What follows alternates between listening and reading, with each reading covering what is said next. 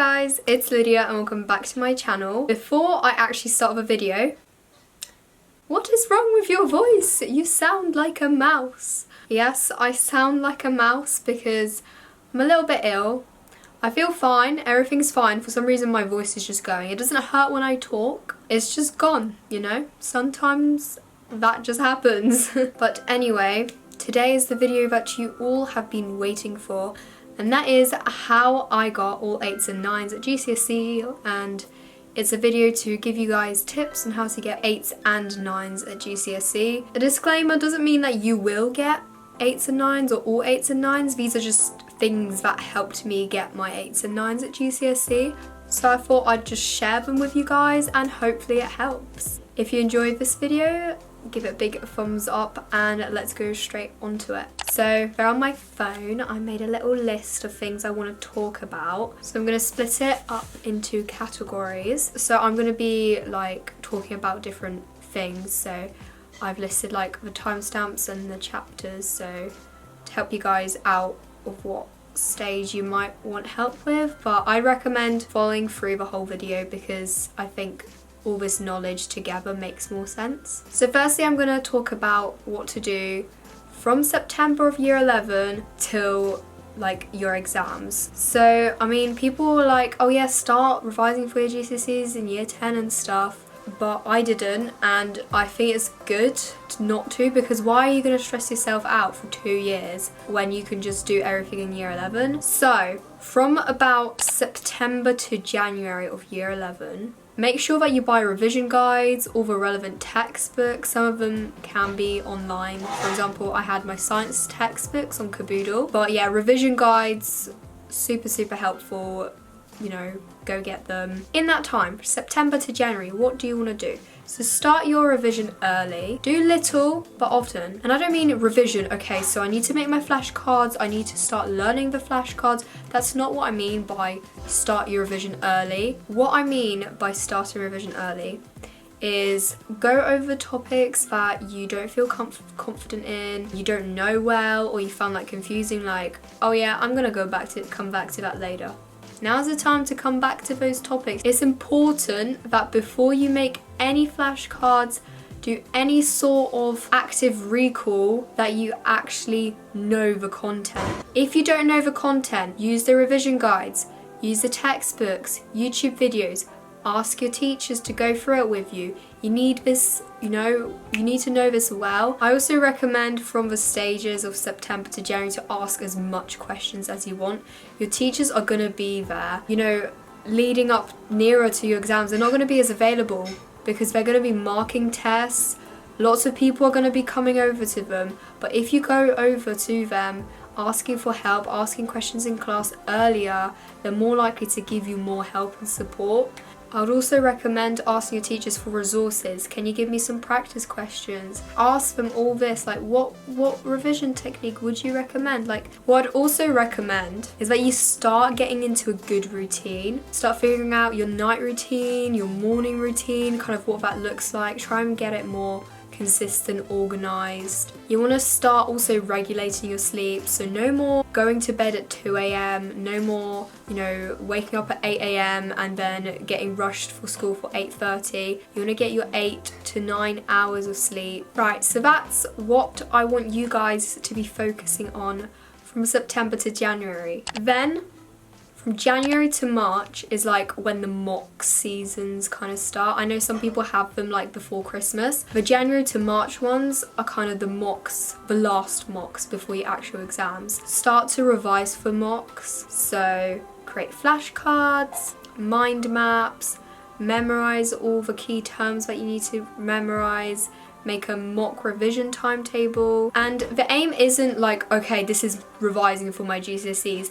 Part of it is going to benefit you from your GCSEs, but the aim I want you to have in your head is kind of looking at what it looks like to be revising and doing your GCSEs. Try to familiarize yourself with revision and exam conditions rather than actually stressing about your exams, because you're kind of going through it twice. Why would you go through the stress of your GCSEs twice when this one isn't actually the real thing. Right, the next one is the most important stage, March till April. So kind of 1 to 2 months before your exams, okay? Firstly, before you do any revision, make a legitimate revision timetable, okay? The thing that actually really helped me was the website Get Revising. So you can make a revision timetable through that, and it was the best revision timetable ever. I recommend it for anyone. By now you should know when your exams are going to be. So you just kind of fill in how much revision you want to get done, your predicted grades, when your exams are, and then the computer will just generate a timetable that's in line with your exams. And also an important thing to note is that by now you should have almost finished your topics. I mean, for me, like the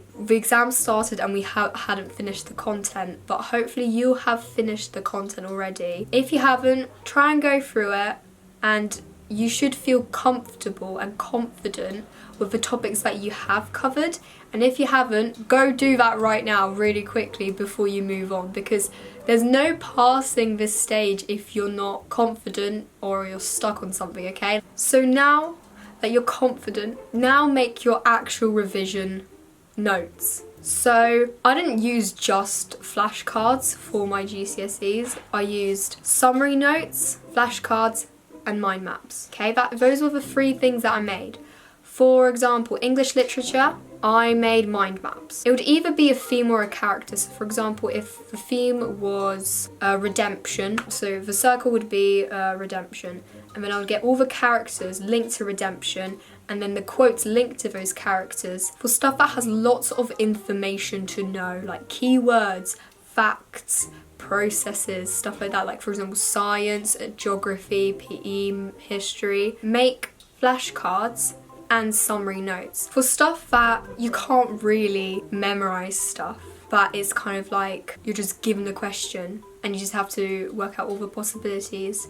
Practice questions, for example maths, practice questions, English language, practice questions.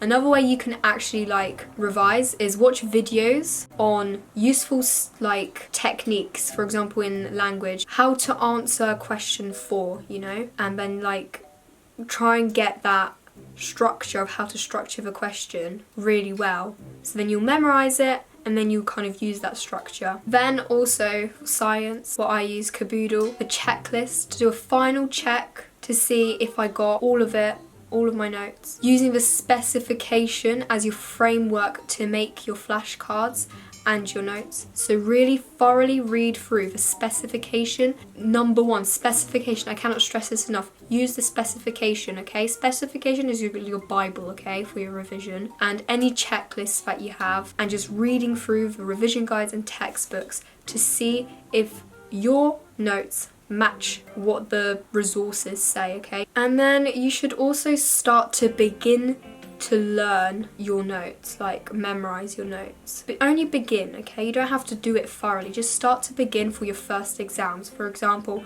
my first exam was biology, so I started revising a little bit of biology, paper 1 stuff, just so that, you know, I don't have to cram it all in at the last minute, okay? So then, May, exams start.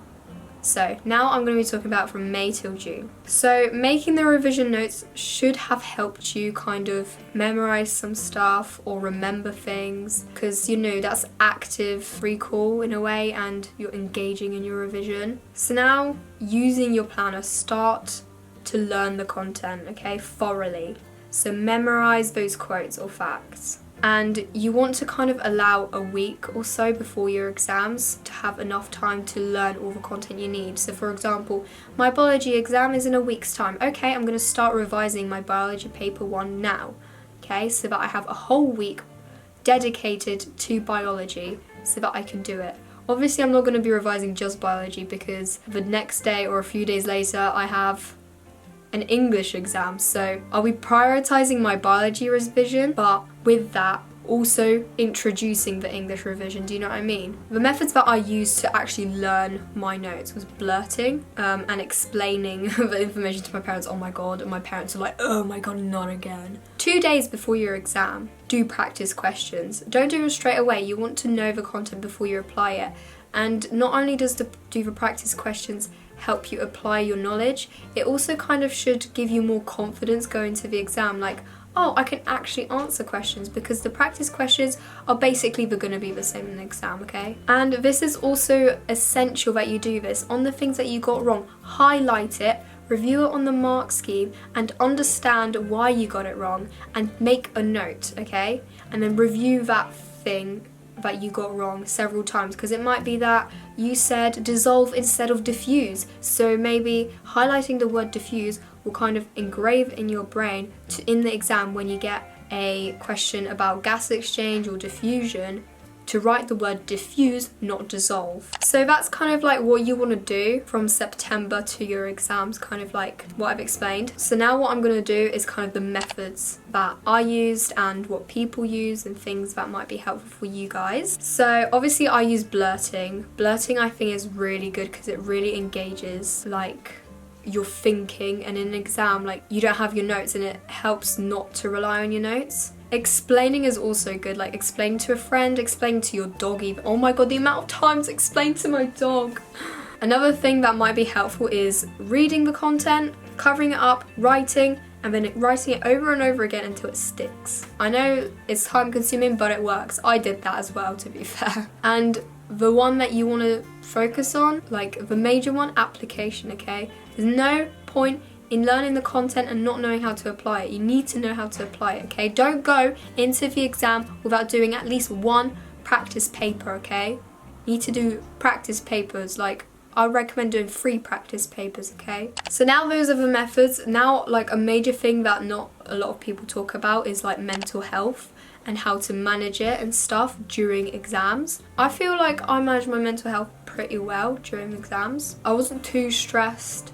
I was nervous obviously, but I wasn't like freaking out and stuff. And I think it's really important to just stay calm and grounded during your exams. If you're on study leave, like I would not recommend starting your revision earlier than 9 AM, and I wouldn't go and revise later than 8. So from 9 till 8 is kind of like your slot, I guess, because then you need to some downtime. Like from 8 PM, I would recommend just going to bed early, like being all cozy and just watching Netflix to distract yourself. Like that's what I did the night before my exam. I did not flip through at 10 PM my notes, no. And also with your studying, I would recommend doing like 30 minutes of revision, 10-minute rest, or 45 minutes of revision, 15-minute rest, depending on like your attention span. Also another thing that really helped with my motivation, because I feel like motivation also links with like mental health and stuff,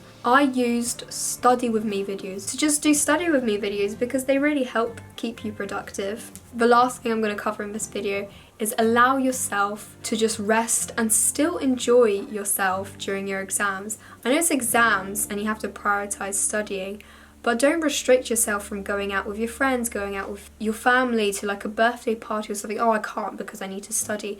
Because what I feel like if I restricted myself from that, then all I would do is I would just think about doing that. Like, oh, I could have done that. Or oh, I really want to like be at that birthday party, but I can't. And then you're just so distracted by thinking about something that you could have done. And then you just don't take any information in because you're so distracted. Whereas if you did something nice, for example, you went out for a walk, then you would feel satisfied. Okay, I've done a bit of enjoyment, now to get back to some work. So do the nice things, relax yourself, because that's really important as well, because then it will just clear your mind, and then all you'll be doing is keeping focused on your work. So those are my tips and tricks for what I did and things that I think that will definitely benefit you guys. So I really hope you guys enjoyed this video and you found this video helpful. If you did, make sure to give it a big thumbs up and subscribe and hit the bell notification to be notified when I next post another video. Also, to stay up to date with my life, follow my Instagram, which is @lady.gymnast.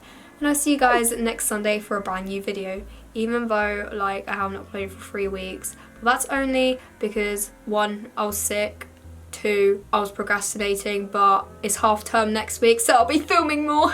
So I will see you guys next week. Bye.